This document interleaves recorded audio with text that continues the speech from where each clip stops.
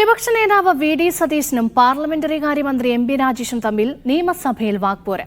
വനിതാ മന്ത്രിമാരോടും സ്പീക്കറോടും പ്രതിപക്ഷത്തിന് പരിഹാസവും പുച്ഛവുമാണെന്ന് എം.പി. രാജേഷ് ആരോപിച്ചു.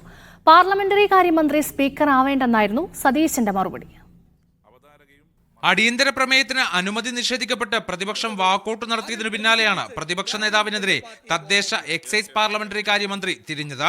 പ്രതിപക്ഷ നേതാവിനെ സഭയിലിരുത്തി പറയണമെന്നായിരുന്നു ആഗ്രഹമെന്നും മന്ത്രി. പ്രതിപക്ഷ നേതാവ് വഴങ്ങില്ല എന്ന് മാത്രമല്ല, ഒരുതരം സമ്മർദ്ദം തന്ത്രം സഭയിൽ പ്രയോഗിക്കും.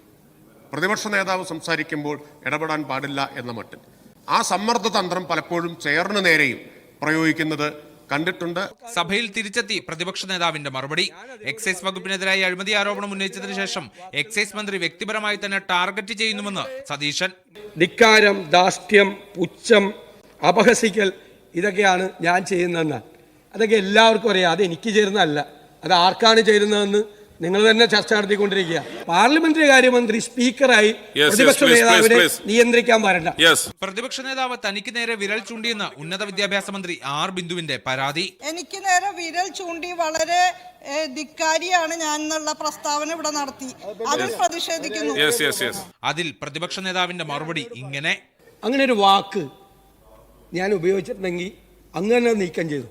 അല്ല, അങ്ങ് പറഞ്ഞോ, അല്ലെങ്കിൽ ഞാൻ പിൻവലിച്ചോളാം. അങ്ങനെ പറഞ്ഞിട്ടില്ല, അങ്ങനത്തെ ഒരു വാക്യം ഉപയോഗിച്ചിട്ടില്ല.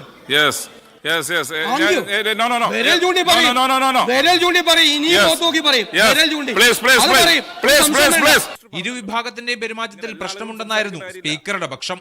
മീഡിയ 1 തിരുവനന്തപുരം.